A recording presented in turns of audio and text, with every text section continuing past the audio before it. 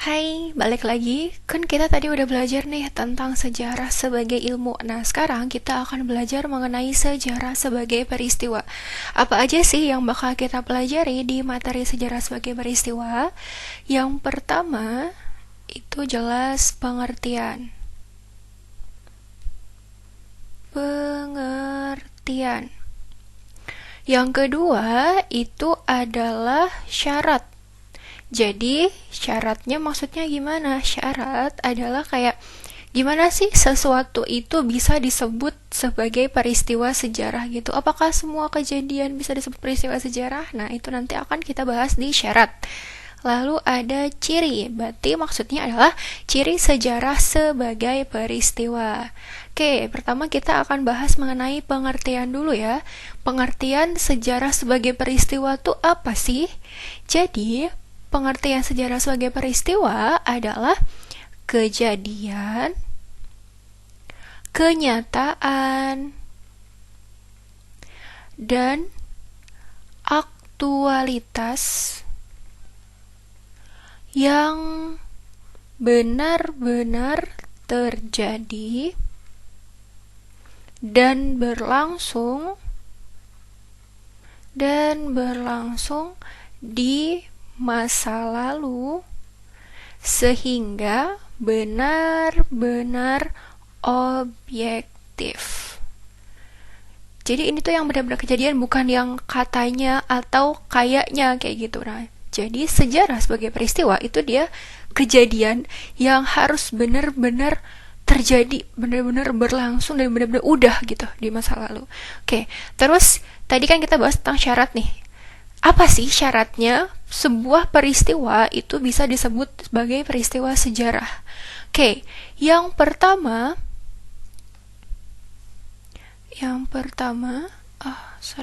kita pakai warna biru ya.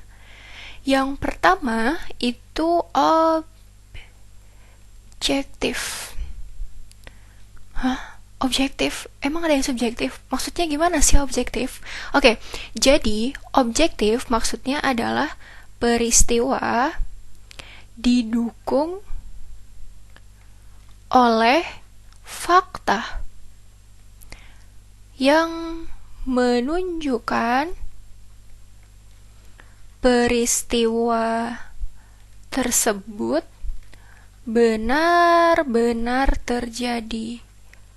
Jadi ada faktanya gitu, ada buktinya. Misal nih, tentang Indonesia merdeka pada tanggal 17 Agustus 45.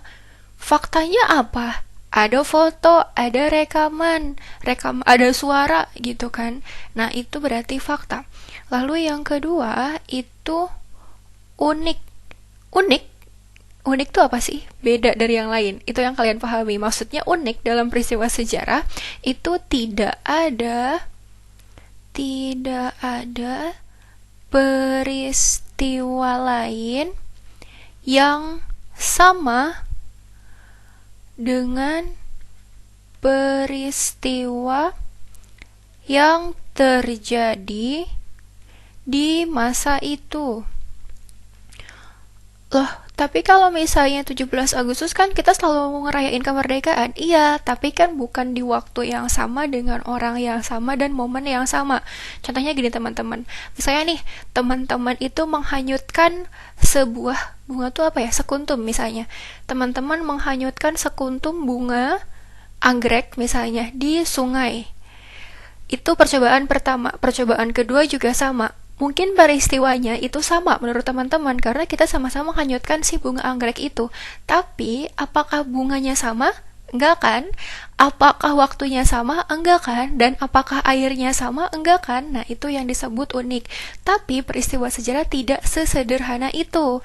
Contohnya kayak misalnya peristiwa 17 Agustus. Ya unik, cuma sekali-kalinya aja kita merdeka itu ya di 17 Agustus 45. Gitu. Lalu yang ketiga itu penting.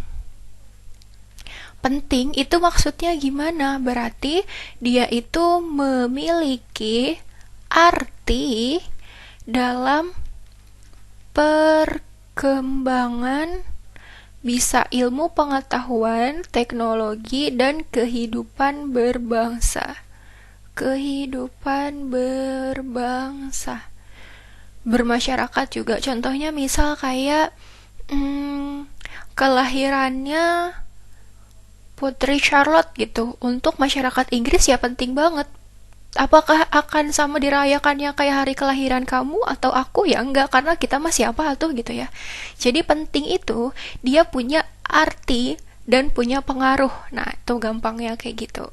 Oke, kita udah ngebahas tentang syaratnya. Sekarang kita mau ngebahas tentang cirinya. Apa sih ciri-ciri sejarah sebagai peristiwa? Nah, yang pertama itu abadi. Abadi itu apa sih? Awet, kekal gitu ya.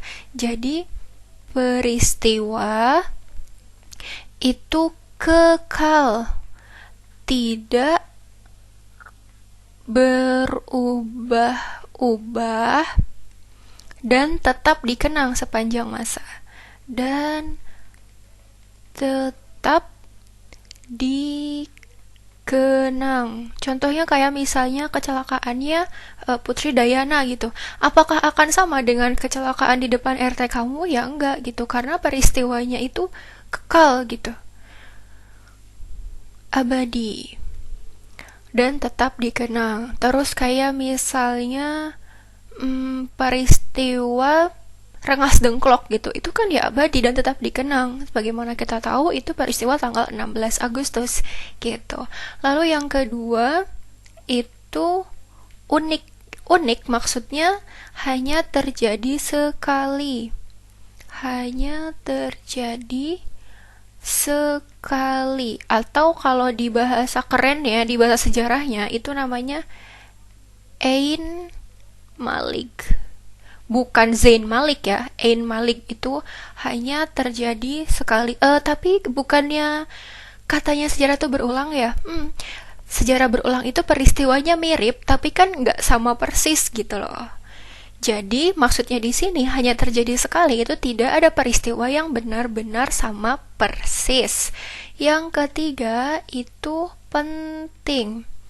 Penting berarti dia itu berdampak luas gitu. Berdampak luas, kayak misalnya penghapusan politik apartheid gitu ya, itu sangat berdampak luas. Sebenarnya nggak cuma untuk orang kulit hitam aja, tapi itu jadi lebih ke kayak pengakuan hak asasi bagi seluruh bangsa gitu. Sama kayak Declaration of Independence di Amerika, bahwa semua bangsa yang punya hak untuk menentukan nasib sendiri untuk merdeka gitu. Teman-teman gimana nih sekarang? Udah ngerti? Udah ada bayangan? Sekarang kita lanjut ke sejarah sebagai kisah ya di video selanjutnya. Stay tuned!